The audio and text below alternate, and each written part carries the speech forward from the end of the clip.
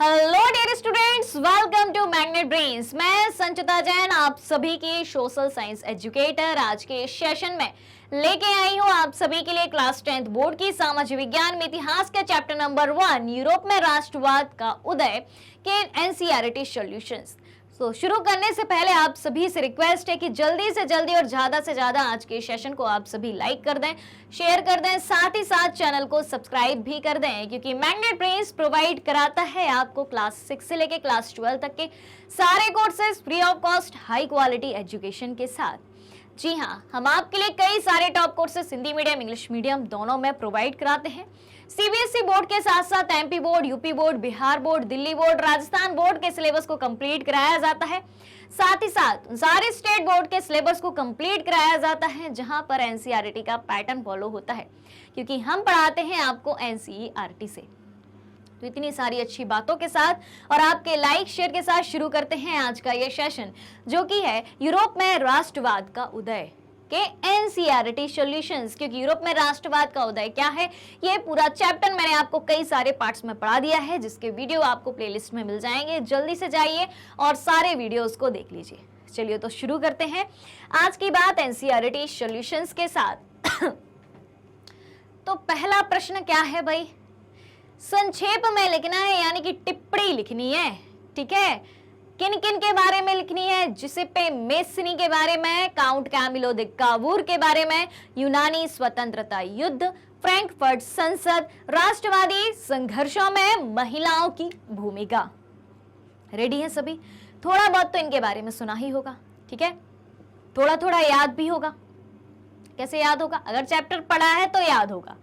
ठीक, चलिए तो मेजनी, कावूर, यूनानी स्वतंत्रता युद्ध, फ्रैंकफर्ट संसद और राष्ट्रवादी संघर्ष में महिलाओं की क्या भूमिका है, इन सारी पांचों बातों को अपन एक एक करके पढ़ लेते हैं। ठीक है, कैसे लिखना है? तो सबसे पहली बात तो ये आती है कि पॉइंट में लिखना है। उत्तर यहां से चालू होता है। सबसे पहले हमसे मेजनी के बारे में पूछा गया था, जिसे पे मेसनी या जिन्हें मेजनी भी कहा जाता है। देखो भाई, क्या कहा गया है इनके बारे में? तो जिसेपे मेसनी इटली का क्रांतिकारी था। कहाँ का क्रांतिकारी था? इटली का क्रांतिकारी था, जिसने पहले कार्बोनारी नामक गुप्त संगठन की सदस्यता ली थी। किसकी? कार्बोनारी नामक गुप्त संगठन की सदस्यता ली थी, और एक इटली का क्रांतिकारी था। जब क्रांतियों का युग चालू होता है तो सबसे पहले हमने क्रांतिकारियों के बारे में, यूरोप के क्रांतिकारियों के बारे में सबसे पहले मेजनी के बारे में ही इस चैप्टर में पढ़ा था। तो आपसे पूछा जा सकता है कि कार्बोनारी नामक गुप्त संगठन की सदस्यता किसने ली थी? जिसेपे मेसनी ने। ऑलराइट, चलिए फिर दूसरी बात क्या है इनके बारे में, मेजनी के बारे में? तो इन्होंने अपने उदारवाद और राष्ट्रवाद के विचारों का प्रसार किया, और इनका विचार था कि राष्ट्र ही मनुष्यों की प्राकृतिक इकाई है। ठीक है, ये राष्ट्रवाद के विचार को और उदारवाद के विचारों को फॉलो करते थे। इन्होंने कहा है कि राष्ट्र ही मनुष्यों की प्राकृतिक इकाई है, और इटली छोटे राज्यों और प्रदेशों के पैबंदों की तरह नहीं रह सकता। जैसे यूरोप के छोटे राज्य या प्रदेश रहते हैं, वैसे नहीं रह सकता इटली। ठीक है, और सबसे महत्वपूर्ण बात यहाँ की आती है, क्योंकि इटली के एकीकरण की शुरुआत जो है इन्होंने करी थी। तो इटली के एकीकरण में उसकी देन विद्रोह की नहीं थी। भले वो असफल हुए थे इटली के एकीकरण में, लेकिन इटली के एकीकरण की शुरुआत इन्होंने करी थी। इटली का भला ही चाहते थे। बाद में असफलता मिली, वो एक अलग चीज थी, बल्कि उसके द्वारा संगठित इटली के निर्माण के विचार थे। विद्रोह के लिए इन्होंने इटली के एकीकरण की बात नहीं कही थी। किस लिए कही थी? क्योंकि वो एक संगठित इटली का निर्माण चाहते थे। क्योंकि इटली जो पहले 7 भागों में बटा था, 7 अलग अलग प्रदेशों में बटा था, और उसमें से सिर्फ एक प्रदेश जो था सार्डिनिया पीडमोंट। कौन सा था? Sardinia piedmont. सिर्फ वहां पर इटावली राजघराने का शासन हुआ करता था। इटावली या इटालियन राजघराने का शासन हुआ करता था। बाकी के जो इटली के 6 प्रदेश थे वो एकदम अलग अलग थे, और वहां पर इटालियन राजघराने का शासन नहीं था। तो इटली के एकीकरण की शुरुआत करी थी मेजनी ने। ठीक है, और उनके आदर्शवादी विचारों ने, किसके? मेजनी के आदर्शवादी विचारों ने लोगों में उत्साह भर दिया। उसके बाद क्या आता है, ऑस्ट्रिया का चांसलर मेटरनिख। ध्यान से सुनिएगा, ऑस्ट्रिया का चांसलर मेटरनिख मेजनी को सामाजिक व्यवस्था का दुश्मन बताता था, जबकि ऐसा था नहीं। क्यों बताया भाई, अगर व्यक्ति कोई असफल हो जाता है बाद में तो उसे उसी नजरों से देखा जाता है, जबकि शुरुआत तो इन्होंने बहुत ही अच्छी करी थी। क्लियर? अब क्या है, अब जानते हैं दूसरे व्यक्ति के बारे में, जो कि है काउंट कैमिलो दे कावूर। कौन थे भाई ये, देख लेते हैं। तो count Camillo de Cavour Victor Emmanuel द्वितीय का प्रमुख मंत्री था। कौन था count Camillo de Cavour? Victor Emmanuel द्वितीय का प्रमुख मंत्री था, और यह ना तो क्रांतिकारी था और ना ही जनतंत्र में विश्वास करता था। काउंट कावूर को ना क्रांतिकारी कहा जाता था और ना ही ये जनतंत्र यानी कि लोकतंत्र में विश्वास करता था। इसने इटली के प्रदेशों को एकीकृत करने वाले आंदोलन का नेतृत्व किया था। शुरुआत किसने करी थी इटली को एकीकृत करने की? मेजनी ने, जिसपे मेजनी ने।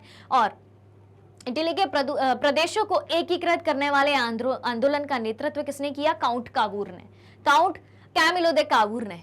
फिर कावूर की चतुर कूटनीति यानी कि डिप्लोमेसी के फलस्वरूप उत्तरी राज्यों पर अधिकार करके पीडमाउंट का विस्तार हो गया, क्योंकि सार्डिनिया पीडमाउंट एकमात्र ऐसा प्रदेश था इटली का जहां पर इटली राजघराने का शासन था, और बाकी के जो 6 इटली के प्रदेश थे वहां पर नहीं था। तो बाकी के 6 प्रदेशों पर इटली राजघरानों का शासन कैसे, इटली राजघराने का शासन कैसे स्थापित हुआ? काउंट कावूर की चतुर कूटनीति के फलस्वरूप ही हुआ था। ठीक है, और कावूर की सबसे बड़ी देन क्या थी? किसका मंत्री था? विक्टर एमानुएल द्वितीय का मंत्री था। कावूर की सबसे बड़ी देन थी विक्टर एमानुएल द्वितीय को भेजकर गैरीबाल्डी को रोकना, ताकि वह रोम में फ्रांसीसी सैनिकों पर हमला ना करे। गैरीबाल्डी क्या कर रहा था? रोम में जाकर फ्रांसीसी सैनिकों पर हमला कर रहा था, अन्यथा फ्रांसीसी पीडमाउंट पर हमला कर देते। अगर फ्रांसीसी पीडमाउंट पर हमला कर देते तो फिर पीडमाउंट अपने साम्राज्य का विस्तार कैसे इटली के बाकी प्रदेशों पर कर पाता? ठीक है, तो यानी कि 3 व्यक्तियों के नाम यहाँ पर हमें नजर आते हैं इटली के एकीकरण में। किस तरीके से भूमिका थी? एक तो आता है जिसेपे मेजनी का नाम, और दूसरा आता है काउंट कावूर का नाम, और तीसरा नाम आता है किसका? गैरीबाल्डी का। अब सुनना, तीनों के नामों में कनेक्टिविटी। ठीक, कैसे? जिसेपे मेजनी ने एकीकरण की शुरुआत करी, काउंट कावूर ने नेतृत्व किया, ठीक है, और काउंट कावूर ने गैरीबाल्डी को रोका कि वो रोम में जाकर फ्रांसीसी सैनिकों पर हमला ना करे। अगर फ्रांसीसी सैनिकों पर आप हमला करते हो तो वो आके हमारे पीडमाउंट पर हमला कर देंगे। किस पर? सार्डिनिया पीडमाउंट पर। और सार्डिनिया पीडमाउंट इटली के 7 प्रदेशों में से एकमात्र प्रदेश था जहां पर इटालियन राजघराने का शासन था। अगर पीडमाउंट पर हमला हो जाता तो पीडमाउंट आगे जाके 7 प्रदेशों पर अपना अधिकार ना कर पाता और इटली का एकीकरण ना हो पाता। यानी कि इन तीनों की भूमिका हमें इटली के एकीकरण में दिखाई देती है।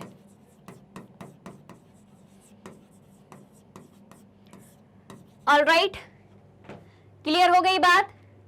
चलिए, अब क्या सिखाया गया है हमें? अब देखें, इसने क्या किया? कावूर ने विक्टर एमानुएल द्वितीय को गैरीबाल्डी के पास भेजा, और गैरीबाल्डी ने क्या किया?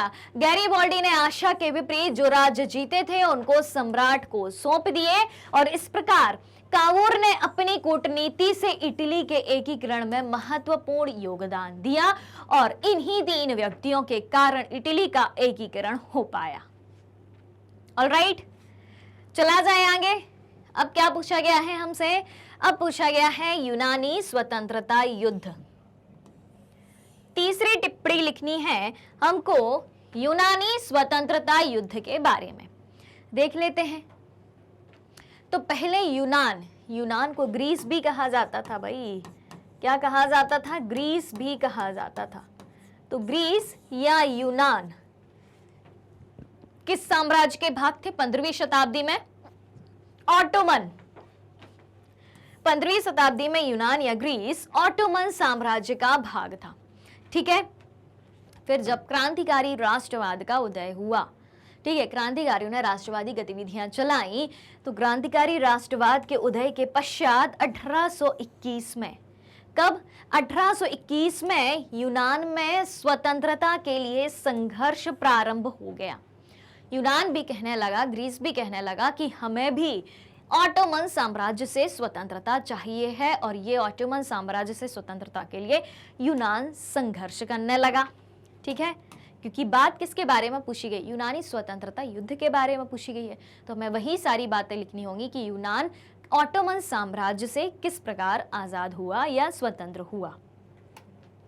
देखें, तो इस संघर्ष को, जो यूनान का स्वतंत्रता संघर्ष था, इस संघर्ष को पश्चिमी यूरोप के लोगों, कवियों और कलाकारों का समर्थन मिला। ठीक है, किसको, जो यूनान था, जो ऑटोमन साम्राज्य से मुक्ति चाहता था, उसको यूरोप के लोगों का समर्थन मिला, कवियों का, कलाकारों का समर्थन मिला, क्योंकि यह सभी प्राचीन संस्कृति के प्रति सहानुभूति रखते हैं, और यूनान एक बहुत ही प्राचीन संस्कृति थी। ठीक है, जो कलाकार हैं, कवि हैं, यूरोप के लोग हैं, ठीक है, वो सभी प्राचीन संस्कृति को मानते थे, उसके प्रति सहानुभूति रखते थे, इसीलिए ये भी चाहते थे कि भाई यूनान स्वतंत्र हो जाए। फिर कवियों और कलाकारों ने क्या क्या किया, कवियों और कलाकारों ने यूनान को यूरोपीय सभ्यता का पालना बताकर प्रशंसा करी। क्या कहा, कवियों और कलाकारों ने यूनान को क्या कहा कि यूनान यूरोपीय सभ्यता का पालना कहा जाता है। यूरोप की जो सभ्यता है, ठीक है, उसको सबसे ज्यादा फॉलो कौन कर रहा है, कौन कर रहा है, यूनान ही कर रहा है। ऐसा कह के यूनान की प्रशंसा करी, और एक मुस्लिम साम्राज्य के विरुद्ध, ठीक है, जो ऑटोमन साम्राज्य था वो मुस्लिम साम्राज्य था, ठीक है, तो मुस्लिम साम्राज्य के विरुद्ध यूनान के संघर्ष के लिए जनमत जुटाया। इस प्रकार से यूनान का स्वतंत्रता संघर्ष होता है। ऑलराइट, और यूनान मुक्त भी हो जाता है ऑटोमन साम्राज्य से। चलिए, अब चौथी टिप्पणी किस बारे में लिखनी है, फ्रैंकफर्ट संसद के बारे में। कहाँ है ये फ्रैंकफर्ट संसद, कहाँ की बात हो रही है, जल्दी बताइए कमेंट करके। इस चैप्टर में मैंने आपको बताया भी है, तो कहाँ है ये फ्रैंकफर्ट संसद, किसे कहा जाता है फ्रैंकफर्ट संसद। तो देखें, अभी जर्मनी, इटली, पोलैंड आदि स्वतंत्र राज्यों का निर्माण नहीं हुआ था। क्या कहा गया है कि जर्मनी, इटली, पोलैंड अभी स्वतंत्र नहीं हो पाए थे, स्वतंत्र अलग अलग राष्ट्रों का निर्माण नहीं हुआ था इनका। ठीक है, अतः वहां मध्य वर्ग ने बढ़ते असंतोष का लाभ उठाया। वहां का जो इन देशों का जो मध्यम वर्ग था, उसने लाभ उठाया, क्योंकि वो अभी स्वतंत्र नहीं हुए थे, तो उनके बीच असंतोष तो था ही, उसका लाभ उठाया। कैसे उठाया, उन्होंने क्या किया, मध्यम वर्ग ने क्या किया, जो मध्यम वर्ग था, शिक्षित मध्यम वर्ग था, उदारवादी वर्ग था, उसी ने जो है यूरोप के जर्मनी में संविधानवाद की मांग को उठाया था कि हमारे देश का एक संविधान बनना चाहिए। तो उन्होंने संविधानवाद की मांग को राष्ट्रीय एकीकरण की मांग से जोड़ दिया कि जब आप संविधान लेके आएंगे तभी एक राष्ट्र का निर्माण होगा। राष्ट्रवाद किसकी बात करता है, राष्ट्र प्रेम की बात करता है, राष्ट्र के लिए समर्पण की बात करता है। अब जनता खुश है नहीं, जनता एकदम अलग थलग महसूस करती है खुद को, क्योंकि बहुत ज्यादा डाइवर्सिटी है, निरंकुश शासन है, यानी कि जनता की सीधी भागीदारी शासन में है नहीं, और वहां का राजा भी जनता के लिए कुछ नहीं करता, क्योंकि वो निरंकुश है, ठीक है, दबा के रखता है सबको। और जब तक संविधान नहीं बनेगा तब तक कुछ नहीं हो सकता, तब तक राष्ट्रवाद की जो बात है वो सच का रूप ले ही नहीं सकती, क्योंकि संविधान में जो कानून होते हैं, संविधान किसकी बात करता है, सभी के लिए समानता की बात करता है।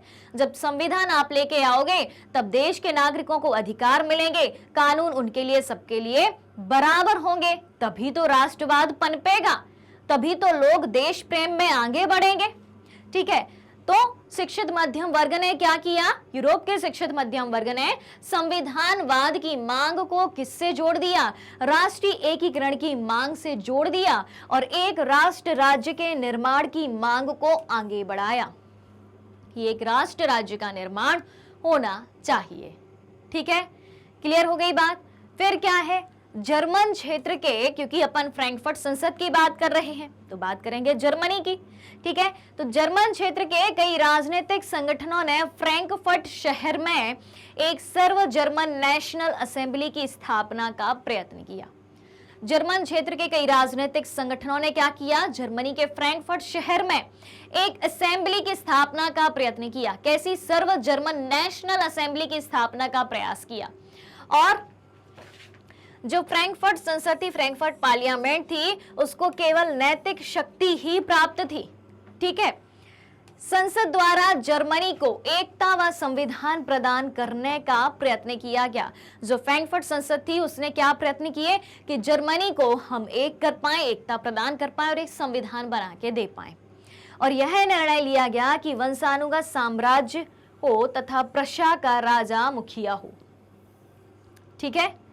क्या कहा कि एक वंशानुगत साम्राज्य हो और प्रशा का एक मुखिया भी हो, यह निर्णय वहां पर लिया गया था।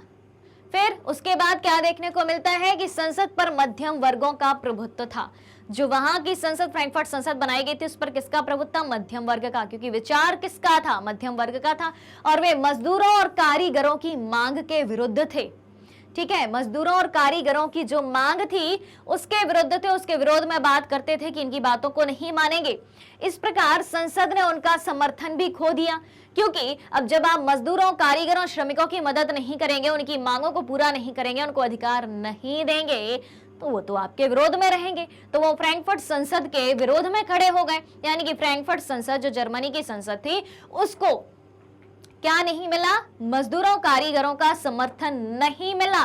और उसके पश्चात सैनिक शक्ति का प्रयोग किया गया तथा फ्रैंकफर्ट संसद भंग कर दी गई, ठीक है।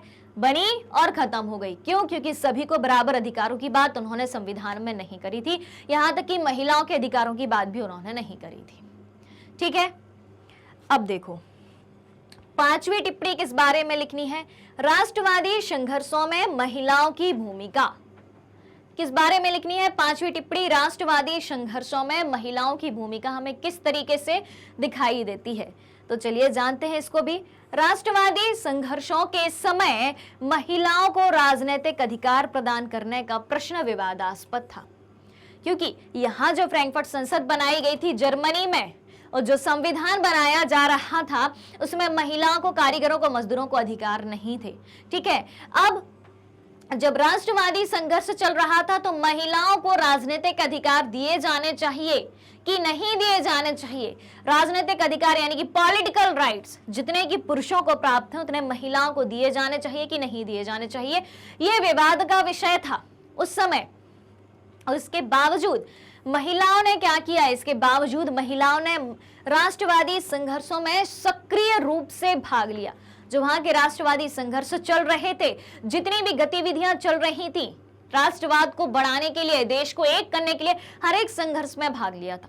तब भी महिलाओं को उनके अधिकार नहीं दिए जा रहे थे। ऐसा ही फ्रैंकफर्ट संसद ने किया था, इसी कारण से वो संसद भंग हुई थी, क्योंकि श्रमिकों, मजदूरों और महिलाओं को अधिकार नहीं दिए गए थे, ठीक है। तो हमसे पूछा क्या गया है कि राष्ट्रवादी संघर्षों में महिलाओं की भूमिका क्या थी। राष्ट्रवादी संघर्षों में महिलाओं की भूमिका थी, जोरदार थी, हर एक एक्टिविटी में महिला भाग ले रही थी।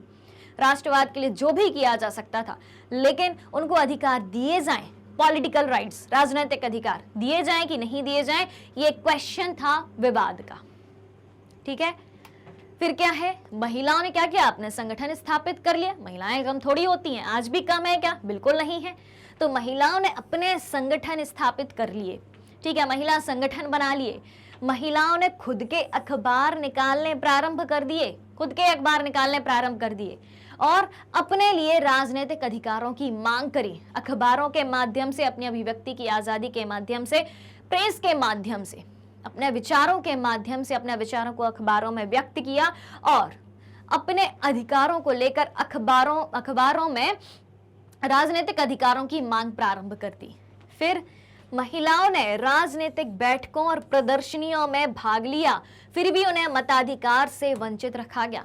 राजनीतिक बैठक में भी महिलाएं भाग ले रही हैं, प्रदर्शनियों में भी भाग ले रही हैं, तब भी उन्हें मताधिकार से वंचित रखा गया।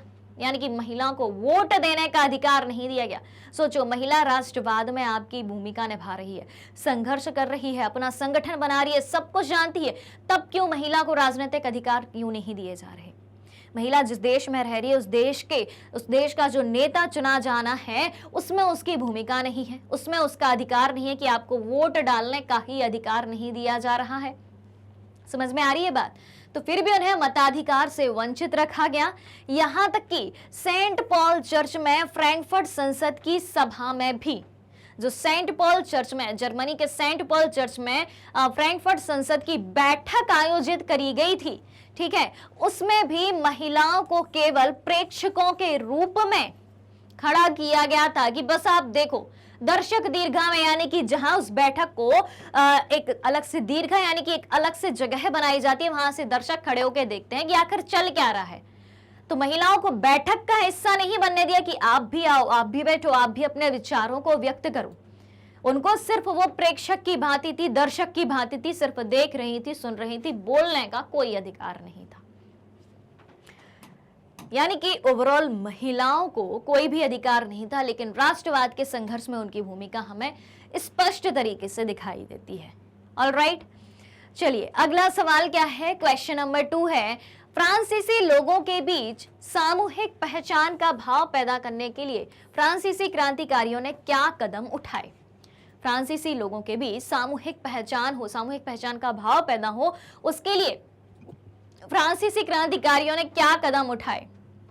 बताओ भाई, चैप्टर पढ़ा है तो जल्दी से कमेंट करके बताओ, क्या लगता है आपको? क्या विचार हैं आपके? कुछ याद आया? पढ़ा था ना आपने भी चैप्टर में, जब मैंने आपको पढ़ाया था? पढ़ी है एनसीईआरटी? क्या कहते हो, चैप्टर नंबर 1 तो पढ़ ही लिया होगा आपने। ऑलराइट, आंसर देखा जाए, कुछ कुछ याद आ रहा है? चलिए, आंसर देखने के बाद पूरा याद आ जाएगा आपको। फ्रांसीसी लोगों के बीच सामूहिक पहचान का भाव पैदा करने के लिए फ्रांसीसी क्रांतिकारियों ने क्या कदम उठाए, जानते हैं इसको भी। तो फ्रांसीसी लोगों के बीच सामूहिक पहचान का भाव पैदा करने के लिए निम्नलिखित कदम उठाए गए। कौन कौन से कदम उठाए गए जानते हैं? पहली बात क्या कही गई? पहली बात कही गई कि फ्रांस का नया तिरंगा झंडा चुना गया। ठीक है, नया तिरंगा झंडा बनाया फ्रांस का, ठीक है, जिसने पहले के राजध्वज की जगह ले ली। फ्रांस का जो पुराना झंडा था उसकी जगह नए झंडे ने ले ली। और स्टेट जनरल का नाम नेशनल असेंबली रखा गया। ये क्या थी? ये थी फ्रांस की संसद। ऑलराइट, फिर क्या है? राष्ट्र के नाम पर कई सारी नई शपथें ली गई, ठीक है, और शहीदों का गुणगान भी किया गया। राष्ट्र के नाम पर नई शपथ ली गई और शहीदों का गुणगान किया गया, और एक केंद्रीय प्रशासनिक व्यवस्था भी लागू करी गई। ठीक है, सेंट्रल एडमिनिस्ट्रेटिव सिस्टम भी एक लागू करा गया कि केंद्र की तरफ से एक एडमिनिस्ट्रेशन सिस्टम लाया जाएगा जो पूरे देश का प्रशासन यानी कि एडमिनिस्ट्रेशन देखेगा। फिर उसके बाद सभी नागरिकों के लिए एक समान कानून भी बनाए गए। जितने भी नागरिक थे उन सभी नागरिकों के लिए एक से कानून बनाए गए। कहां पर? फ्रांस के बीच में। किसके लिए? सामूहिक पहचान का भाव पैदा करने के लिए। क्या क्या किया गया? पहले तो एक झंडा चुनाया गया पुराने झंडे के स्थान पर। फिर राष्ट्र के नाम पर कई नई शपथें ली गई कि अब हमें आगे जाकर ये काम करना है। ठीक है, एक केंद्रीकृत प्रशासनिक व्यवस्था लागू करी गई। सभी नागरिकों के लिए एक समान कानूनों का निर्माण भी किया गया। फिर क्या किया गया? आंतरिक आयात निर्यात शुल्क समाप्त कर दिए गए। यानी कि फ्रांस के अंदर ही जो इंपोर्ट और एक्सपोर्ट होता था, इंटरनल इंपोर्ट और एक्सपोर्ट पर जो फीस लगाई जाती थी, जो शुल्क लगाया जाता था, उसको खत्म कर दिया गया। ठीक है, आंतरिक आयात निर्यात शुल्क फ्रांस के अंदर ही समाप्त कर दिए गए और भार नापने के लिए एक समान प्रणाली लागू की गई। तो ये सारे तमाम प्रयास करे गए एक सामूहिक पहचान बनाने के लिए। ऑलराइट, चलिए तीसरा क्वेश्चन है, मारियान और जर्मेनिया कौन थे? क्या पूछा गया है? मारियान और जर्मेनिया कौन थे? जिस तरह उन्हें चित्रित किया गया उनका क्या महत्व था? किसके बारे में बताना है? मारियान और जर्मेनिया के बारे में। चलिए देख लेते हैं। तो मारियान की हम बात करें, सबसे पहली बात तो यह है कि मारियान और जर्मेनिया राष्ट्र दृश्य की कल्पना के रूप में महिला के स्वरूप को चुना गया था। जिस प्रकार से हम भारत में भारत माता के स्वरूप को जानते हैं अपने देश की कल्पना के रूप में, जबकि भारत माता कोई पर्टिकुलर महिला नहीं है कि उस महिला को नाम दिया गया हो कि वो भारत माता हो। ठीक है, बस एक कल्पना करी, एक इमेजिनेशन किया। उसी तरीके से फ्रांस और जर्मनी में जब राष्ट्र दृश्य की कल्पना करी गई तो एक महिला की आकृति को, एक रूपक को चुना गया। फ्रांस में उसे मारियान कहा गया और जर्मनी में उसे जर्मेनिया कहा गया। ठीक है, तो मारियान की अब हम बात करें तो मारियान में हमें क्या समझ आता है। मारियान उस समय राष्ट्र को नारी भेष में प्रस्तुत किया जाता था। किस समय नारी भेष में प्रस्तुत किया जाता था? एक देश को। ठीक है, क्योंकि हम अपने देश को क्या कहते हैं? मातृभूमि कहते हैं, माता की भूमि, माता यानी कि नारी ही है। ठीक है, तो उस समय राष्ट्र को नारी के भेष में प्रस्तुत किया गया और यह राष्ट्र को व्यक्ति का जामा पहने हुए राष्ट्र के अमूर्त विचार को ठोस रूप प्रदान करने का प्रयास था कि एक राष्ट्र को हम व्यक्ति के रूप में प्रदर्शित करते हैं और हम नारी के स्वरूप को चुनते हैं। ठीक है, अर्थात नारी की छवि, क्या? नारी की छवि राष्ट्र की रूपक बन गई, यानी कि आकृति बन गई। रूपक का मतलब क्या है यहां पर? आकृति। ठीक है, आकृति बन गई और फ्रांस में इसे मारियान और जर्मनी में इसे क्या कहा गया? जर्मनिया कहा गया। फ्रांस में क्या कहा गया? फ्रांस में मारियान कहा गया और जर्मनी में इसे जर्मनिया नाम दिया गया। फिर बात करते हैं 18वीं और 19वीं शताब्दी की। तो 18वीं और 19वीं शताब्दी में कलाकारों ने राष्ट्र का मानवीकरण किया, यानी कि मानव का एक स्वरूप दिया। मानवीकरण करके एक देश का चित्रण इस प्रकार किया जैसे वह कोई व्यक्ति हो। ठीक है, अब इसका महत्व क्या था, इसके महत्व को भी जान लेते हैं। फ्रांस में मारियान का महत्व किस तरीके से दिखाई देता है? फ्रांस में मारियान की प्रतिमाएं सार्वजनिक चौकों पर लगाई गई। ठीक है, जो सार्वजनिक चौराहे होते हैं वहां पर लगाई गई ताकि वहां की जो जनता है जब उस प्रतिमा को देखे तो एकता के राष्ट्रीय प्रतीक की उस जनता को याद आती रहे और लोग उससे तादाद में स्थापित कर सकें। ऑलराइट, समझ में आ रही है बात कि फ्रांस में मारियान की प्रतिमाएं सार्वजनिक चौकों पर लगाएंगे ताकि जब जनता उस प्रतिमा को देखे तो उसके मन में देश प्रेम की भावना उमड़ के और वो अपने देश के स्वरूप को जान सके और खुद को उस देश से कनेक्ट कर सके। फिर मारियान की छवि सिक्कों और डाक टिकटों पर भी अंकित की गई है और इसी प्रकार जर्मनिया जर्मन राष्ट्र का स्वरूप बन गई, जो कि तलवार लिए जर्मनी की एक जो प्रसिद्ध नदी है, आर्थिक रूप से महत्वपूर्ण नदी है राइन नदी, उसकी सुरक्षा करती हुई भी दिखाई देती हैं। ऑलराइट, तो ये बात हो गई मारियान और जर्मनिया के बारे में। तो मारियान जो है फ्रांस को प्रदर्शित करती हैं और जर्मनिया जो है जर्मनी के राष्ट्र के रूपक के रूप में, आकृति के रूप में हमें समझ में आती है। चलिए तो चलते हैं अब आगे। चलिए, तो क्वेश्चन नंबर 4 है आप सभी के सामने, जर्मन एकीकरण की प्रक्रिया का संक्षेप में पता लगाइए। जर्मनी का एकीकरण कैसे हुआ ये आपको बताना है। तो आंसर को शुरू करने से पहले एक क्वेश्चन आपसे मैं पूछती हूं कि जर्मनी का एकीकरण करने का श्रेय किसे दिया जाता है? सवाल को रिपीट करती हूं कि जर्मनी को एकीकृत करने का श्रेय किसे दिया जाता है? ऑलराइट, चलिए अब चलते हैं इस पर। जर्मन एकीकरण की प्रक्रिया थी क्या, इसको शॉर्ट में हमें जानना है। तो देखें, बात है कब की? 1848 की। 1848 के बाद यूरोप में राष्ट्रवाद और जनतंत्र का अलगाव होने लगा था। ठीक है, 1848 के बाद की बात है, यानी कि 1789 में, जैसे हम 1789 की बात करें, 1789 में क्या हुआ था? फ्रेंच रिवॉल्यूशन हुई थी। ध्यान से सुनिएगा, ये चीज मैं क्यों बता रही हूं आपको। ठीक है, फ्रांसीसी क्रांति 1789 में हुई थी और यूरोप में फ्रांसीसी क्रांति से ही राष्ट्रवाद की शुरुआत मानी जाती है। उसके बाद नेपोलियन का शासन आया, 1815 तक नेपोलियन का शासन चला। ठीक है। और नेपोलियन ने क्या किया था, जो बुर्बो राजवंश था उसको उखाड़ फेंक दिया था। और 1815 में जैसे ही नेपोलियन की हार हुई, वियना संधि हुई उसके बाद, और उसके बाद बुर्बो राजवंश को फिर से बहाल किया गया। फिर से बुर्बो राजवंश के तहत वहां पर तानाशाही शासन चलने लगा, ठीक है, जैसा पहले चला करता था 1789 के पहले तक। ऑलराइट, फिर 1830 से 1848 तक का जो समय था वो असली राष्ट्रवाद का समय था, क्योंकि क्रांतिकारियों का उस समय उदय होता है और क्रांतिकारियों ने कई सारे प्रयास करे यूरोप में राष्ट्रवाद को लाने के। लेकिन 1848 के बाद फिर से क्या होता है, 1848 के बाद यूरोप में राष्ट्रवाद और जनतंत्र का अलगाव होने लगा। राष्ट्रवाद और जनतंत्र, क्योंकि राष्ट्रवाद किसके द्वारा संभव है, उस देश की जनता के द्वारा ही संभव है। जब जनता एक होगी तब राष्ट्र एक होगा। ऑलराइट, क्लियर है। तो 1848 के बाद क्या देखने को मिलता है, यूरोप में राष्ट्रवाद और जनतंत्र अलग होने लगा। अलगाव यानी कि अलग होना, ठीक है। फिर राष्ट्रवादी भावनाएं मध्यम वर्गीय जर्मन लोगों में काफी व्याप्त थी, लेकिन जो मध्यम वर्गीय समुदाय था उसमें राष्ट्रवादी भावनाएं हमें दिखाई देती हैं।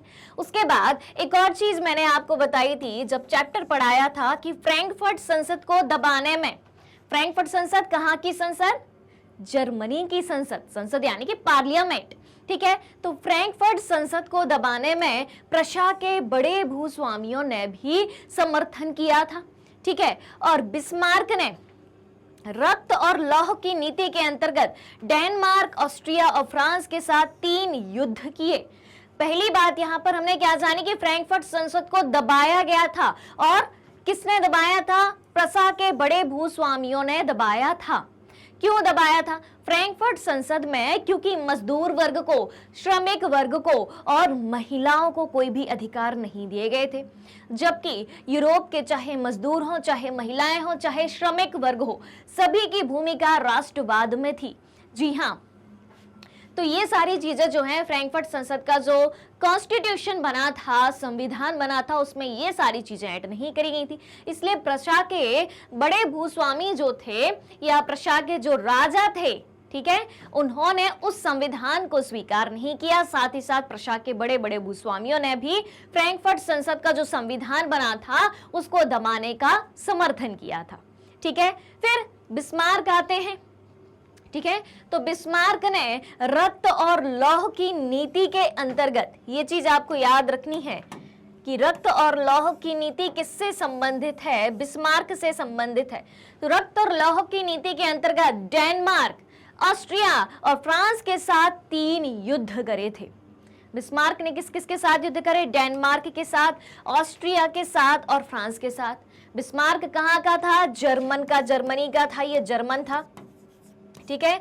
और युद्ध किसके साथ कर रहा है, डेनमार्क के साथ, ऑस्ट्रिया के साथ और फ्रांस के साथ इसने 3 युद्ध करे। और उसके अनुसार महत्वपूर्ण प्रश्नों को संसद या संसदीय साधनों द्वारा नहीं सुलझाया जा सकता, ठीक है। बिस्मार्क ने क्या कहा था, बिस्मार्क ने यह कहा था कि हमारे देश को एकीकृत करने के लिए जो सवाल खड़े हो रहे हैं कि कैसे एकीकृत किया जा सकता है, उन प्रश्नों को ना तो संसद के द्वारा सॉल्व किया जा सकता है, ना ही संसदीय साधनों के द्वारा सॉल्व किया जा सकता है। ऑलराइट, तो एक सवाल मैंने आपसे पूछा था, जब ये क्वेश्चन शुरू किया था तब एक सवाल आपसे पूछा था कि जर्मनी के एकीकरण का जनक किसे कहा जाता है, या जर्मनी के एकीकरण का श्रेय किसे दिया जाता है, बिस्मार्क। इनका पूरा नाम क्या है, ऑटो वॉन बिस्मार्क। क्या नाम है इनका, ऑटो वॉन बिस्मार्क। ऑलराइट, याद रहेगी ये बात आपको। चलिए अब देखो बिस्मार्क ने क्या किया, तो उसने 1864 में डेनमार्क और 1866 में ऑस्ट्रिया को पराजित कर दिया, क्योंकि उसने डेनमार्क, ऑस्ट्रिया और फ्रांस के साथ युद्ध करे थे। तो 1864 में डेनमार्क को हरा दिया और 1866 में ऑस्ट्रिया को भी हरा दिया। अब जब हराया तो क्या परिणाम निकल के आया, इसके परिणाम स्वरूप ऑस्ट्रिया को जर्मन क्षेत्रों से निकाल दिया गया और तीसरा युद्ध फ्रांस के साथ 1870 में हुआ, जिसमें फ्रांस की पराजय हुई।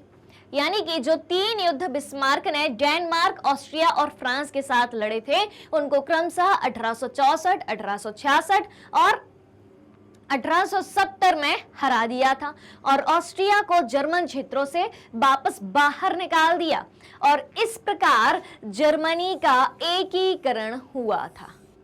ऑलराइट, कि जर्मनी सिर्फ जर्मनी रहेगा, इसके अंदर किसी और दूसरी ताकत का बोलबाला नहीं रहेगा, दूसरी ताकत इसके अंदर नहीं रहेगी। क्लियर हो गई बात?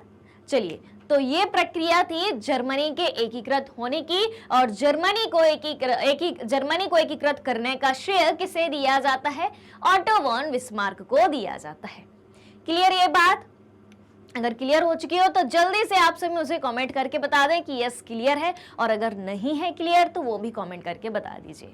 ऑलराइट, चलिए चलते हैं आगे। अब है क्वेश्चन नंबर 5 है। क्या कहता है क्वेश्चन नंबर 5? अपने शासन वाले क्षेत्रों में शासन व्यवस्था को ज्यादा कुशल बनाने के लिए नेपोलियन ने क्या बदलाव किए? क्या बात कही गई है? अपने शासन वाले क्षेत्रों में शासन व्यवस्था को ज्यादा कुशल बनाने के लिए नेपोलियन ने क्या बदलाव किए? नेपोलियन की बात आ गई है भाई। 1799 में इसने क्या किया था?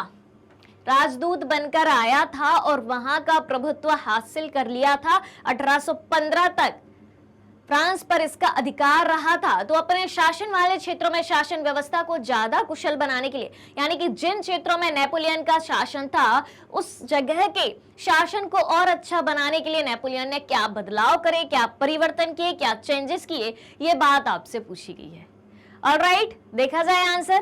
क्वेश्चन समझ में आ गया? चलिए चलते हैं अब। तो देखो, नेपोलियन द्वारा निम्नलिखित बदलाव हमें दिखाई देते हैं। कौन कौन से? पहली बात कौन सी है कि 1804 की नेपोलियन संहिता सबसे बड़ी चीज थी ये। नेपोलियन संहिता को क्या कहा जाता है?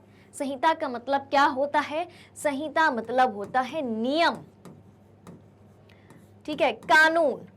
तो नेपोलियन ने एक नेपोलियन संहिता निकाली थी, उसमें खुद के द्वारा बनाए गए नियम थे, कानून थे कि इस देश का शासन कैसे चलेगा। वो सारी बातें नेपोलियन की संहिता या नेपोलियन कोड में थे। किसमें थे? नेपोलियन कोड में थे। ऑलराइट, तो 1804 की नेपोलियन संहिता द्वारा जन्म पर आधारित विशेषाधिकार समाप्त कर दिए। सबसे बड़ा काम किया था ये नेपोलियन ने कि जन्म पर आधारित विशेषाधिकार समाप्त कर दिए। क्यों? क्योंकि फ्रांस का समाज जो है 3 वर्गों में बटा था, ठीक है। फ्रांस का समाज जो है 3 वर्गों में बटा था। कौन कौन से थे वो 3 वर्ग? वो 3 वर्ग थे, एक था आपका पादरी वर्ग, फिर था कुलीन वर्ग और तीसरा वर्ग था जनसाधारण। जनसाधारण यानी कि आम जनता। ऑलराइट, तो नेपोलियन के पहले की बात मैं बता रही हूं ये, ठीक है। तो फ्रांस का समाज इन 3 वर्गों में बटा था और जो पहले 2 वर्ग थे, पादरी वर्ग और कुलीन वर्ग, इन्हीं को क्या थे? इन्हीं को थे विशेषाधिकार।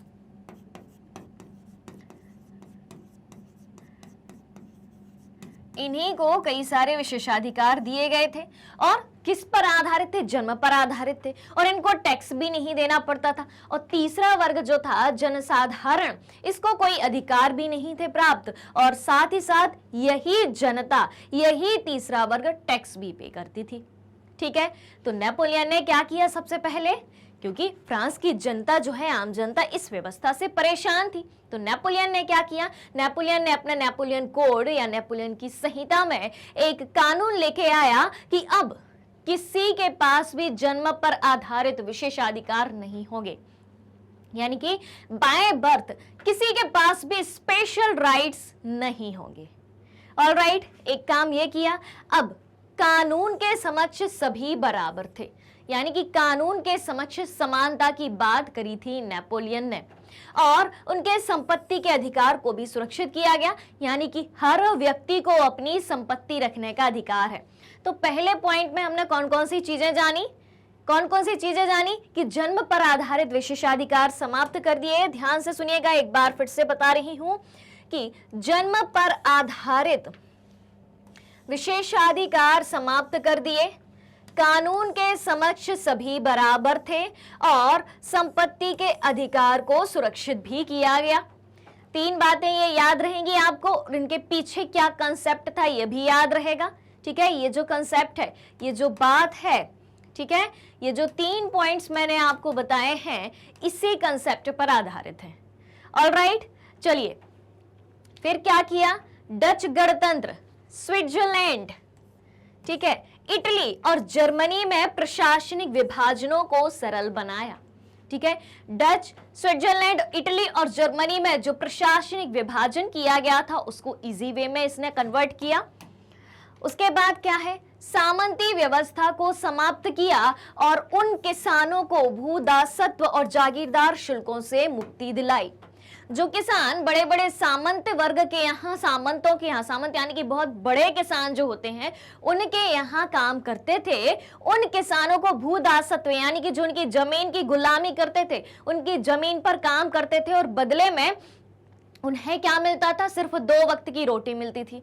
ठीक है, तो भूदासत्व और जागीरदारी शुल्कों से यानी कि जो उनकी जमीनों पर काम किया करते थे उसके लिए जो टैक्स लगा करता था, उस टैक्स से, उस शुल्क से, उस पैसे से मुक्ति दिलाई, यानी कि किसान वर्ग भी खुश हुआ। ठीक है, फिर उसके बाद अगला काम क्या किया इसने, शहरों में कारीगरों की श्रेणी संघों के नियंत्रण को हटा दिया। ठीक है, कि शहरों में जो कारीगर काम करते हैं, अलग अलग तरीके के काम करते हैं, उनके श्रेणी संघों के नियंत्रण को हटा दिया कि उन पर अगर किसी का कंट्रोल है तो वो नहीं रहेगा, यानी कि कारीगर, शहरों के कारीगर भी खुश हो गए। उसके बाद क्या किया, यातायात और संचार व्यवस्थाओं में सुधार किया, यानी कि transportation and communication, transportation and communication के जो साधन थे उनमें सुधार किया, यानी कि हर जगह अब संचार की व्यवस्थाएं थी और यातायात यानी कि ट्रांसपोर्टेशन, परिवहन, एक जगह से दूसरी जगह, चाहे व्यक्तियों का आना जाना हो चाहे वस्तुओं का आना जाना हो, यानी कि ये सारी सुविधाएं फ्रांस की जनता को नेपोलियन ने दिलाई थी अपने नेपोलियन कोड से। ठीक है, नेपोलियन संहिता से। ऑलराइट, और नेपोलियन संहिता कब आई थी, जल्दी से कमेंट करके बताइए। अभी मैंने आपको पिछली स्लाइड में ये बताया है। ठीक है, नेपोलियन कोड कब आया था, नेपोलियन संहिता कब आई थी, कमेंट करके आपको बताना है। चलिए चलते हैं अगले सवाल की तरफ।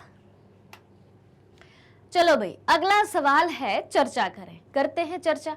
किस बात पे चर्चा करनी है, क्वेश्चन नंबर 1 है यहाँ पर कि उदारवादियों की 1848 की क्रांति का क्या अर्थ लगाया जाता है। उदारवादियों की जो 1848 की क्रांति हुई थी, ठीक है, उसका क्या अर्थ लगाया जाता है और उदारवादियों ने किन राजनीतिक, सामाजिक एवं आर्थिक विचारों को बढ़ावा दिया, जाने। चलिए करते हैं इस पर बातचीत।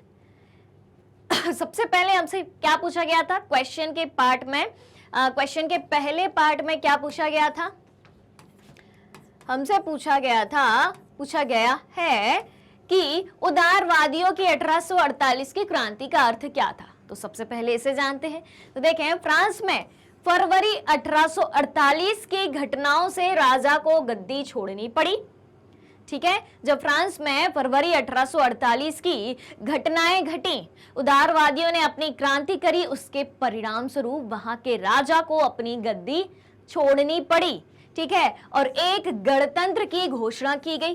ठीक है, तो कौन सा राजा था वो, लुई फिलिप था वो, क्योंकि जैसे ही 1815 में नेपोलियन की हार होती है, वियना कन्वेंशन होता है, यानी वियना की संधि होती है, उसके तहत वियना कन्वेंशन या वियना की संधि के तहत फ्रांस में बूर्बो राजवंश को फिर से बहाल किया गया, यानी कि फिर से शुरू किया गया और फिर से वही राजतंत्र चलने लगा जो 1789 की क्रांति के पहले चला करता था।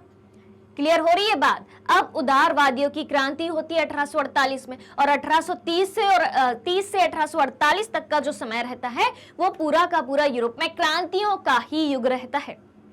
फिर 1848 में उदारवादियों की क्रांति होती है और उस क्रांति के परिणाम स्वरूप वहां का जो राजा था उस समय लुई फिलिप, उसको अपनी गद्दी छोड़नी पड़ी।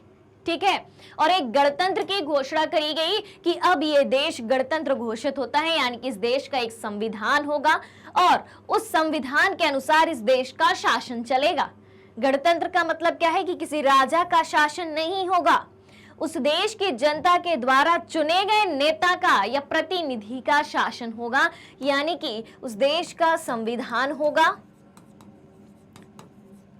ठीक है, और क्या होगा, संविधान होने के साथ साथ क्या होगा, संविधान होगा तो संविधान के कानूनों के अनुसार शासन चलेगा। संविधान के कानूनों के अनुसार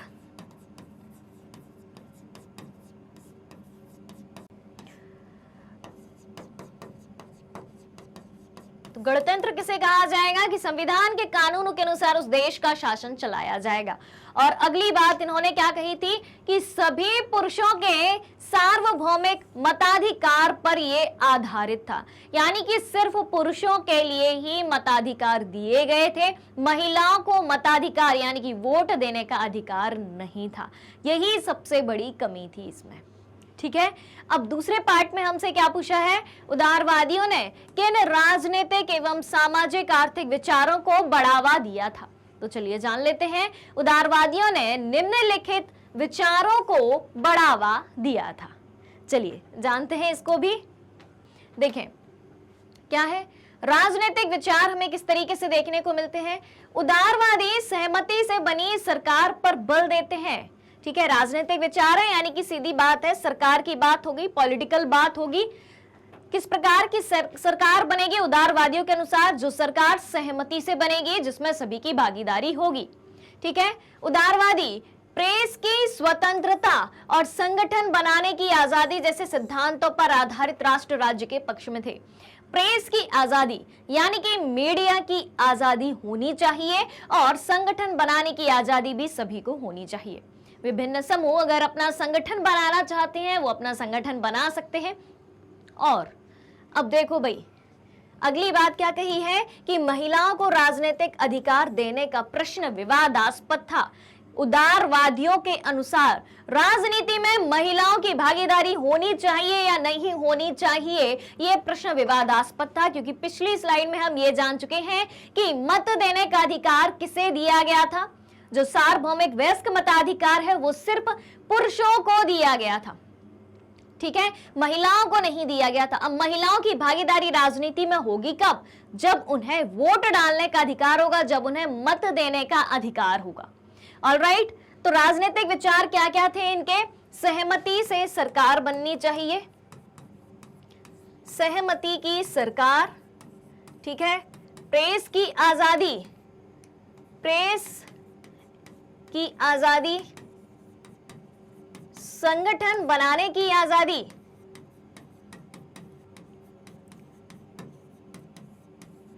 संगठन बनाने की आजादी। और अगला राजनीतिक विचार के रूप में क्या दिखाई देता है कि महिलाओं को राजनीतिक अधिकार नहीं थे। सीधी बात, महिलाओं के लिए राजनीतिक अधिकार नहीं थे,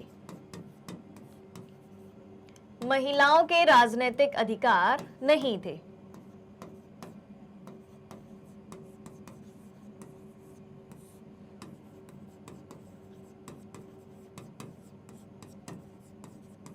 ऑलराइट, इतनी बातें याद रहेंगी, इतनी बातें याद रहेंगी उदारवादियों के राजनीतिक विचार किस तरीके के थे।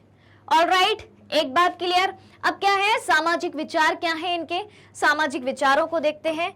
तो सामाजिक विचार उदारवादी समाज में विशेषाधिकारों के विरुद्ध थे, यानी कि किसी भी वर्ग विशेष को विशेषाधिकार नहीं होने चाहिए।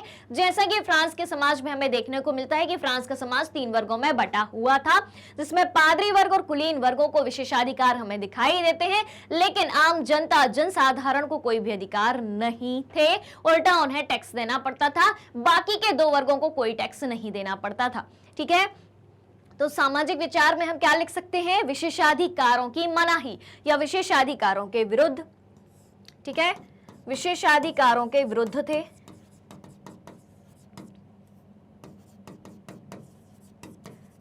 विशेषाधिकारों के विरोधी। ठीक है, ऐसा याद रहेगा आपको। ठीक, क्लियर हो गई ये बात। फिर क्या बात आती है, आर्थिक विचारों की बात करते हैं। इनके आर्थिक विचार किस तरीके से हमें दिखाई देते हैं, तो देखें, उदारवादी बाजारों की मुक्ति और चीजों तथा पूंजी के आवागमन पर राज्य द्वारा लगाए गए नियंत्रणों को समाप्त करने के पक्ष में थे। क्या क्या कहा था इन्होंने कि बाजारों को मुक्ति दिलाई जानी चाहिए, यानी कि बाजारों पर किसी का कंट्रोल नहीं होना चाहिए, और साथ ही साथ चीजें हो या पूंजी हो। ठीक है, जब एक देश से दूसरे देश में चीजें जाएंगी तो पूंजी भी जाएगी और आएगी, यानी कि आयात निर्यात चीजों के साथ साथ पूंजी यानी कि कैपिटल यानी कि पैसों का भी होगा। ठीक है, जब आप किसी से कोई वस्तु खरीदते हैं तो उसके बदले में उसको पैसे देते हैं, वो वस्तु देता है, आप पैसे देते हैं। ठीक है, क्लियर हो रही है बात, या आप उसको वस्तु देते हैं तो वो आपको पैसा देता है। तो ये चीज क्या हुई, आयात और निर्यात। जब दो देशों के बीच में ये बात हो रही हो तो इसे क्या कहेंगे, आयात निर्यात कहेंगे, इंपोर्ट एक्सपोर्ट कहेंगे। ठीक है, एक जगह से दूसरी जगह चीजों का आना जाना, तो कैपिटल का भी आना जाना होगा। ठीक है, तो चीजों तथा पूंजी के आवागमन पर जो भी प्रतिबंध लगाए गए थे, जो भी कंट्रोल लगाए गए थे, उसको समाप्त करने के पक्ष में थे। तो आर्थिक विचारों के रूप में हमें क्या दिखाई देता है, उदारवादियों के आर्थिक विचार कुछ इस प्रकार से थे, बाजारों की मुक्ति, बाजारों की मुक्ति, और साथ ही साथ क्या, चीजों और पूंजी पर, चीजों एवं पूंजी के आवागमन पर नियंत्रण को समाप्त करना।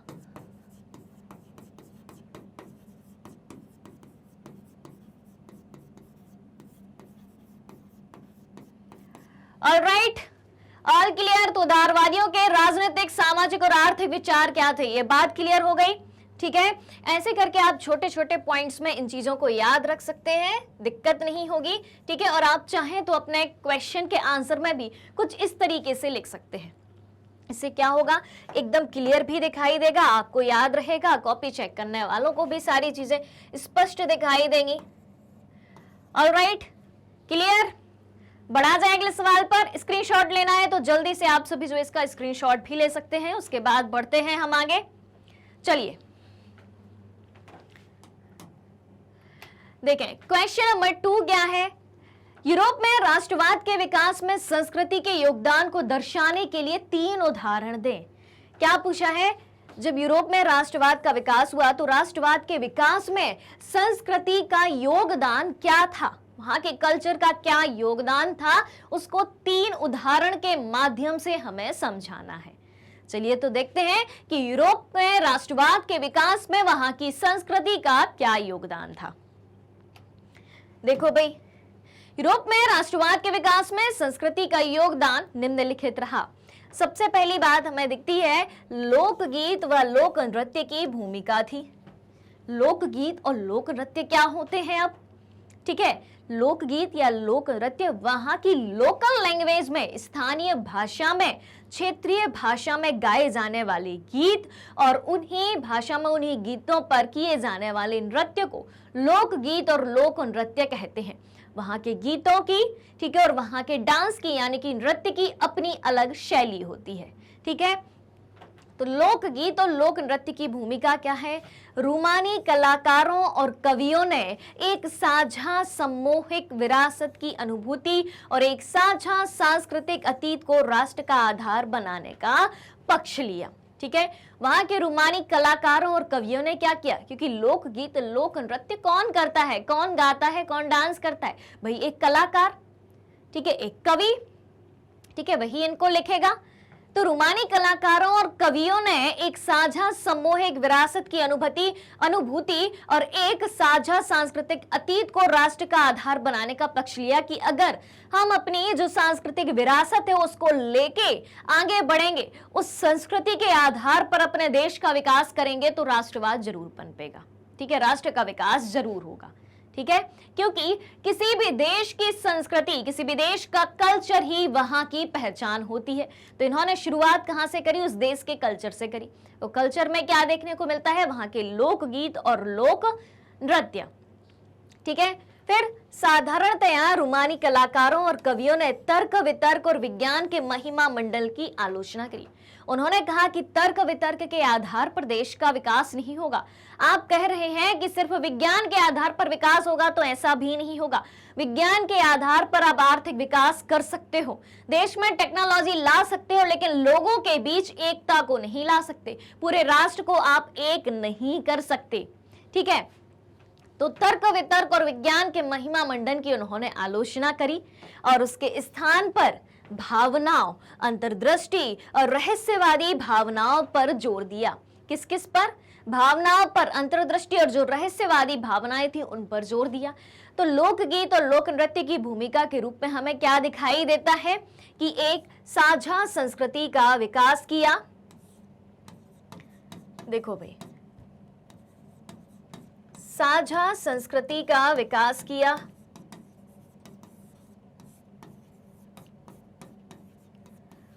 उसके बाद क्या किया?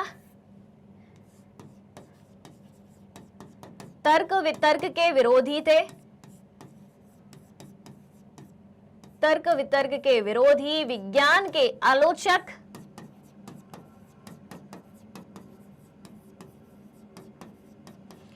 ऑलराइट। इन सब चीजों के द्वारा उन्होंने यूरोप में राष्ट्रवाद के विकास में संस्कृति को सामने लेके आए। उसके बाद क्या देखने को मिलता है? संगीत और भाषा का योगदान, क्योंकि संस्कृति का योगदान जानना था, लोकगीत लोक नृत्य हो चुके हैं, अगली बात आती है संगीत और भाषा का योगदान था। तो देखो भाई, पोलैंड में जिसका रूस, प्रशिया और ऑस्ट्रिया द्वारा विभाजन किया गया था।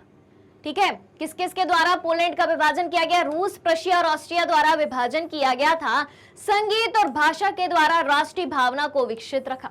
पोलैंड में, यूरोप के एक देश पोलैंड में किस प्रकार से संस्कृति का योगदान था? वहां के संगीत और भाषा को आधार बनाकर वहां की राष्ट्रीय भावना को बढ़ावा दिया। ठीक है, फिर तीसरा माध्यम क्या था इनका? भाषा। ठीक है, संस्कृति का योगदान भाषा के माध्यम से कैसे दिखाई देता है? राष्ट्रवाद के विकास में। देखते हैं इसको।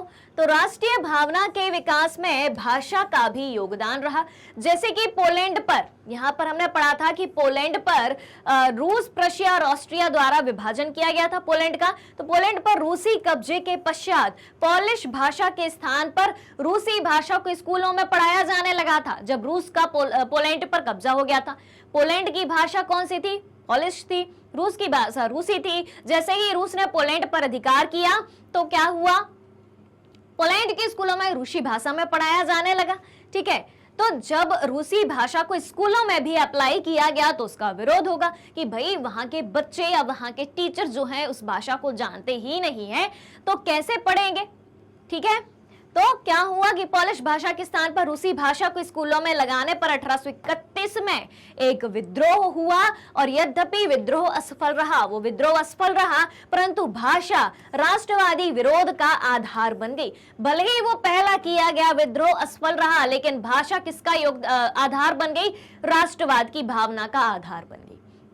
कि भाषा के अगर तुमने, दूसरे देश के व्यक्ति ने यहाँ आकर कब्जा किया है और तुम अपनी भाषा यहाँ थोपना चाहते हो, यहाँ की संस्कृति को बदलना चाहते हो, जो कि भाषा सबसे बड़ा माध्यम हो सकता है, होता ही है किसी भी देश में जनसंचार का, कम्युनिकेशन का। ठीक है, और उसी को आप बदलना चाह रहे हो, तो कैसे संभव होगा? जब लोग एक दूसरे की भावनाओं को नहीं समझेंगे, बातों को नहीं समझेंगे, तो कैसे काम चलेगा?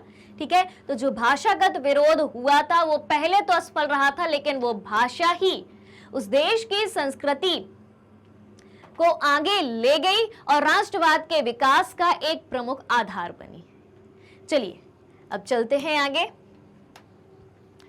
अगला क्वेश्चन क्या है कि किन्हीं दो देशों पर ध्यान केंद्रित करते हुए बताएं कि 19वीं सदी में राष्ट्र किस प्रकार विकसित हुए। 19वीं सदी में देश किस प्रकार विकसित हुए, किन्हीं दो देशों के माध्यम से हमें बताना है। क्वेश्चन आ गया समझ में? आंसर की तरफ चला जाए चलिए, तो पहले तो ये बता दो कि बराबर से लाइक शेयर हो रहा कि नहीं हो रहा। चेक करो जल्दी से, आपने लाइक किया, शेयर किया कि नहीं किया। और अगर अभी तक चैनल को सब्सक्राइब नहीं किया है तो चैनल को सब्सक्राइब भी कर देना है। अब चलते हैं आंसर की तरफ।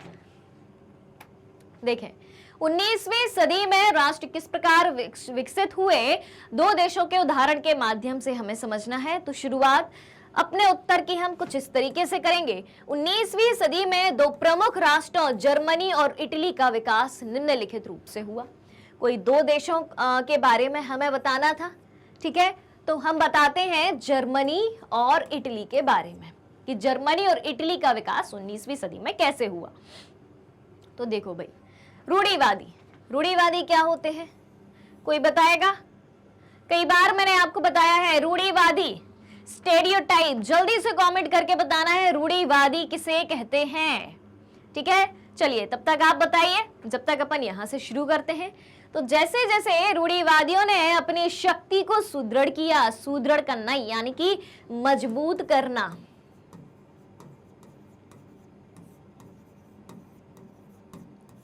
ठीक है, तो जैसे जैसे रूढ़िवादियों ने अपनी शक्ति को सुदृढ़ किया, मजबूत किया, इटली, जर्मनी तथा अन्य क्षेत्रों में उदारवाद और राष्ट्रवाद की क्रांति से जोड़ा गया। ठीक है, रूढ़िवादी वो व्यक्ति होते हैं, सुन लो अब, रूढ़िवादी वो व्यक्ति होते हैं जो पुरानी परंपराएं, प्रथाएं, रीति रिवाज उन्हीं को लेकर चलते हैं। वो किसी भी प्रकार के परिवर्तन में विश्वास नहीं रखते हैं। ठीक है, पुरानी बातें, पुरानी चीजें, पुरानी परंपराएं, प्रथाएं ही उनके लिए सब कुछ होती हैं और उसी के आधार पर वो आगे बढ़ना चाहते हैं। किसी भी प्रकार का परिवर्तन स्वीकार नहीं करते हैं और देश में होने वाले परिवर्तनों का वो विरोध ही करते हैं।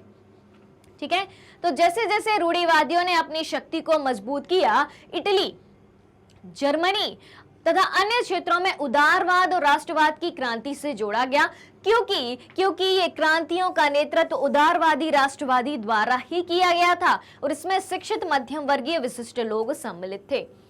यानी कि जो दो देशों के बारे में हमसे पूछा गया, इटली और जर्मनी कैसे विकसित हुए थे, क्योंकि वहां पर राष्ट्रवाद की भावना सबसे पहले किन लोगों के द्वारा लाई गई, जो वहां का शिक्षित मध्यम वर्ग था। ठीक है, ये बात हो गई। फिर इस दौरान राष्ट्रवादी भावनाओं के विकास में संस्कृति की महत्वपूर्ण भूमिका रही। संस्कृति के बारे में हम जान ही चुके हैं कि राष्ट्रवाद के विकास में संस्कृति का योगदान किस तरीके से हमें दिखाई देता है। ऑलराइट, तो इसी दौरान 19वीं शताब्दी के दौरान ही राष्ट्रवादी भावनाओं के विकास में संस्कृति का योगदान भी हमें दिखाई देता है। ठीक है, शिक्षित मध्यम वर्ग की भूमिका रही, रूढ़िवादियों का उन्होंने विरोध किया और संस्कृति की महत्वपूर्ण भूमिका रही। क्लियर? फिर क्या है, जर्मन क्षेत्र की बात करें। जर्मन क्षेत्र में क्या किया गया था भाई? फ्रैंकफर्ट में संसद का आयोजन करके जर्मन राष्ट्र के लिए एक संविधान तैयार किया गया, परंतु यह प्रयत्न असफल रहा। राष्ट्र के विकास की बात कर रहे हैं तो जर्मनी का विकास कैसे हुआ, उसमें सबसे पहले एक और बात आती है कि जर्मनी में फ्रैंकफर्ट संसद का आयोजन किया गया, उस संसद के द्वारा संविधान भी बनाया गया, लेकिन वो असफल रहा वो प्रयास। क्यों रहा था? क्योंकि जो संविधान बना था, ध्यान से सुनिएगा, वो असफल क्यों रहा? क्योंकि जो संविधान बना था उसमें ना तो महिलाओं के लिए कोई अधिकार थे, ना श्रमिक वर्ग के लिए, ना मजदूर वर्ग के लिए, किसी भी वर्ग के लिए किसी भी प्रकार के अधिकार नहीं थे। इसलिए प्रशा के राजा ने उस संविधान को स्वीकार नहीं किया था, इसीलिए ये असफल रहा था। ठीक है, जबकि राजनीतिक क्षेत्र में महिलाएं काफी आगे थी, लेकिन डायरेक्ट भागीदारी उनके पास नहीं थी। महिलाओं को वोट देने तक का अधिकार उसमें शामिल नहीं किया गया था, जबकि महिलाएं राष्ट्रवाद को बढ़ाने में अपना योगदान दे रही थी। तब भी उनके लिए उस संसद में जो संविधान बनाया गया था, उस संसद में किसी भी प्रकार के अधिकार महिलाओं को नहीं थे। ठीक है, इसलिए असफल रहा था। फिर क्या बात आती है, इस प्रकार जर्मनी में राष्ट्र निर्माण प्रक्रिया में प्रशा राज्य की शक्ति का प्रभुत्व रहा। क्या बताया गया है कि जर्मनी में राष्ट्र निर्माण की प्रक्रिया में किसका प्रभुत्व रहा? प्रशा राज्य की शक्ति का प्रभुत्व रहा, यानी कि अधिकार रहा। ठीक है, और बाकी जर्मनी के लिए उसकी व्यवस्थाएं एक मॉडल बनी। ठीक है, फिर क्या है, इसी प्रकार अब इटली की बात आती है। यहां से इसी प्रकार इटली की राष्ट्र राज्य निर्माण की प्रक्रिया में किसका योगदान रहता है? देखें भाई, जैसे जर्मनी के एकीकरण की प्रक्रिया में किसका रहता है? ऑटो वॉन बिस्मार्क का रहता है। ठीक उसी प्रकार से इटली की राष्ट्र राज्य के निर्माण की प्रक्रिया में कावूर यानी कि काउंट कावूर, गैरीबॉल्डी, ठीक है, जिसेपे मेसिनी का योगदान रहा। और इटली का एकीकरण किसके नेतृत्व में हुआ? सार्डिनिया पीडमोंट इसको याद रखना है, इटली का एकीकरण किसके नेतृत्व में हुआ? सार्डिनिया पीडमोंट के नेतृत्व में हुआ। क्यों? क्योंकि जैसे इटली जो पहले था, जब इटली का एकीकरण नहीं हुआ था, उस समय इटली 7 प्रदेशों में विभाजित था। कितने में? इटली 7 प्रदेशों में विभाजित था।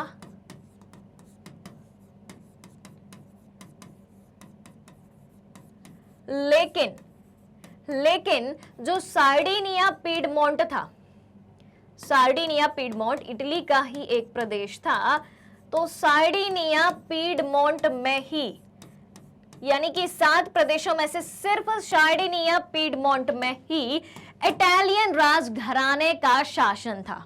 ठीक है, इटालियन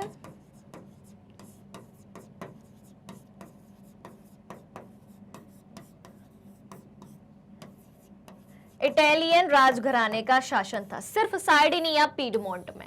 ठीक है, तो यहीं से शुरुआत होती है, मतलब सार्डिनिया पीडमोंट के नेतृत्व में ही इटली का एकीकरण किया गया था, क्योंकि बाकी के जो 6 प्रदेश थे सार्डिनिया पीडमोंट को छोड़कर, वहां इतावली राजघराने या इटालियन राजघराने का शासन नहीं था।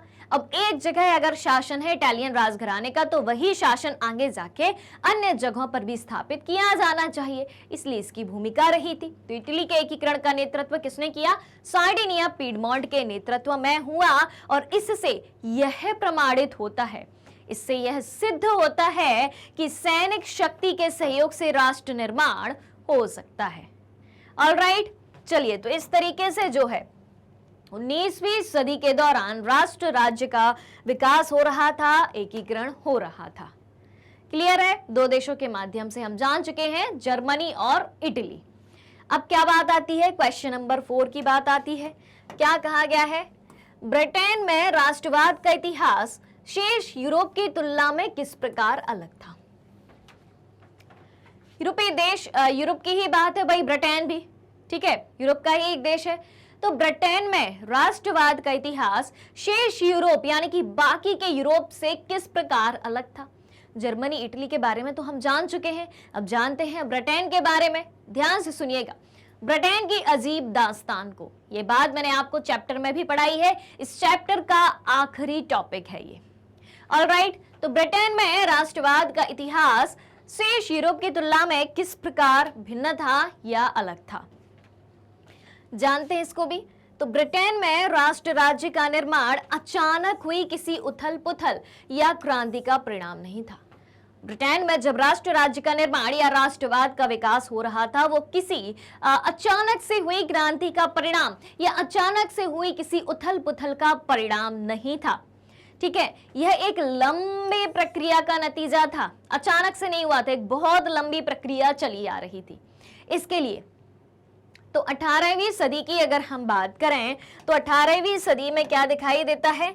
18वीं सदी से पहले ब्रितानी राष्ट्र था ही नहीं, ब्रितानी राष्ट्र नहीं था 18वीं सदी से पहले। क्या था? समय के साथ साथ जैसे जैसे आंग्ल राष्ट्र की धन दौलत, अहमियत और सत्ता में वृद्धि हुई। कैसे हुई थी भाई ब्रिटेन की सत्ता में वृद्धि? लूट लूट के ना, अन्य देशों को लूट लूट के हुई थी।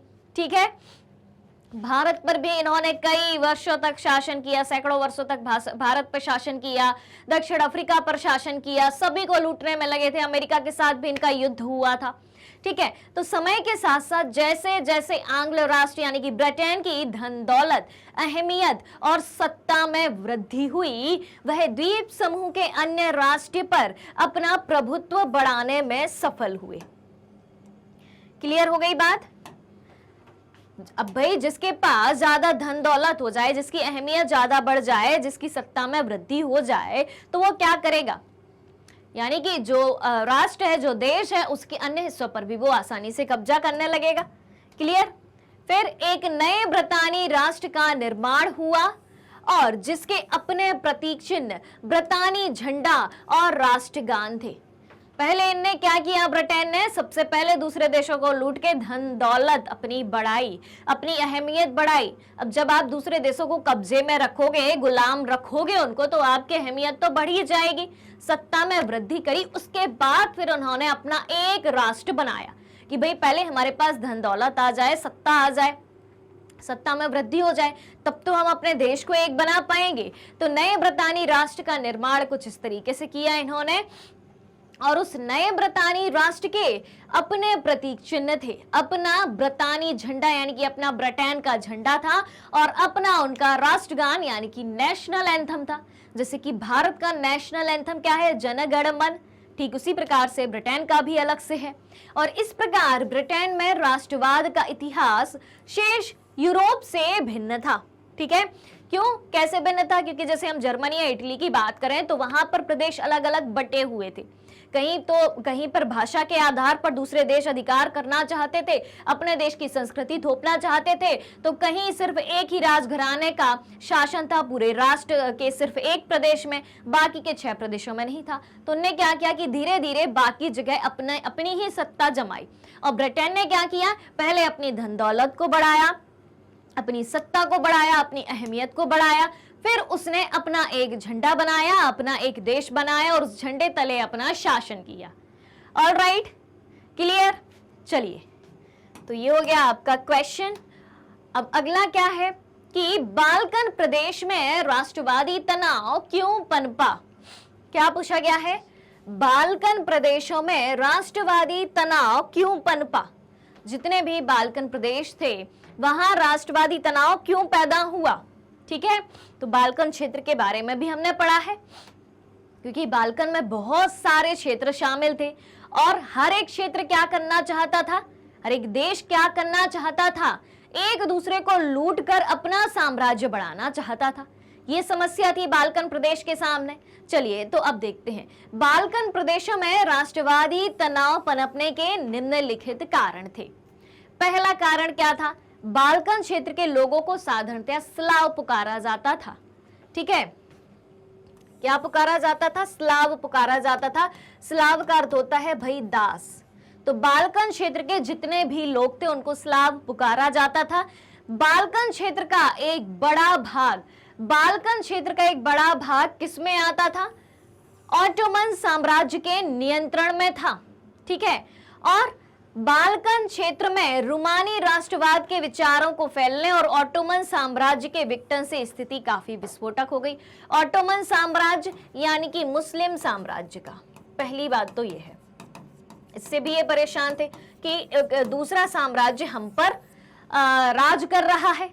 ठीक है, और बाल्कन क्षेत्र में रूमानी राष्ट्रवाद के विचारों के फैलने और ऑटोमन साम्राज्य के विघटन से स्थिति काफी विस्फोटक हो गई कि जितने भी प्रदेश शामिल थे बाल्कन क्षेत्र में वो सब अपने अपने अधिकार की डिमांड करने लगे, और जितने भी बाल्कन क्षेत्र में प्रदेश थे वो एक दूसरे को अपने में मिलाने की कोशिश करने लगे जिससे उनके साम्राज्य का विस्तार हो जाए। ठीक है, तो बाल्कन राज्य में भारी ईर्ष्या थी और हर राज्य अपने साथ अधिक से अधिक भूमि पर अधिकार करना चाहता था, यानी कि अधिक से अधिक साम्राज्य को अपने में मिलाना चाहता था। ऑलराइट, तो ये बात समझ में आ गई कि बाल्कन प्रदेशों में राष्ट्रवादी तनाव क्यों पनपा। ठीक है, क्योंकि काफी सारे छोटे छोटे प्रदेश शामिल थे और हर एक प्रदेश अपने साम्राज्य का विस्तार करना चाहता था। मुख्य मुद्दा तो ये था। चलिए चला जाए आगे। हाँ जी, तो आज का सेशन यहीं पर खत्म होता है। उम्मीद है सारी बातें आपको बहुत अच्छे से समझ में आई होगी। हर एक क्वेश्चन एनसीईआरटी सॉल्यूशंस का आपको समझ में आ गया होगा। और अगर अभी भी कहीं भी थोड़ा सा डाउट है, कोई समस्या है, तो जल्दी से कमेंट करके बताइए, आपकी हर समस्या का समाधान किया जाएगा। चलिए तो चलते हैं, आज के सेशन में बस इतना ही। मिलते हैं जल्दी ही अगले सेशन में। और अगला सेशन कौन सा होगा, इस चैप्टर के multiple choice question, 30 multiple choice question हम इस चैप्टर के करने वाले हैं। ऑलराइट, तो अगर आप हमारे डेली के लाइव सेशन और रिकॉर्डेड सेशन से जुड़ना चाहते हैं, सारी चीजें उपलब्ध हैं मैग्नेट ब्रेन्स के यूट्यूब चैनल, वेबसाइट और एप्लीकेशन पर। मैग्नेट ब्रेन्स इंडिया का number 1 100% free online education platform है। इसके अलावा अगर आप ई बुक्स और ई नोट्स भी चाहते हैं, उसकी लिंक भी वीडियो के डिस्क्रिप्शन बॉक्स में दी गई है, वहां से आप अवेल कर सकते हैं। हमारे पास आपके लिए कई सारे top courses Hindi medium, English medium दोनों में उपलब्ध हैं, जैसे कि CBSE board, Delhi board, Bihar board, UP board, MP board, Rajasthan board के सिलेबस को कंप्लीट कराया जाता है। साथ ही साथ उन सारे स्टेट बोर्ड के सिलेबस को कंप्लीट कराया जाता है जहां एनसीईआरटी का पैटर्न फॉलो होता है, क्योंकि हम पढ़ाते हैं आपको एनसीईआरटी से। मैग्नेट ब्रेन्स यूट्यूब के अलावा अदर सोशल मीडिया प्लेटफॉर्म जैसे कि Facebook, Instagram, Twitter, Telegram, WhatsApp पर भी उपलब्ध है। आप हमें यहाँ भी फॉलो कर सकते हैं, यहाँ से भी सारी जानकारी प्राप्त कर सकते हैं। तो आज के सेशन को ज्यादा से ज्यादा लाइक और शेयर करते हुए चैनल को सब्सक्राइब भी करना है। हमारे साथ बने रहिए, जुड़े रहिए, पढ़ते रहिए, खुश रहिए। Thank you so much.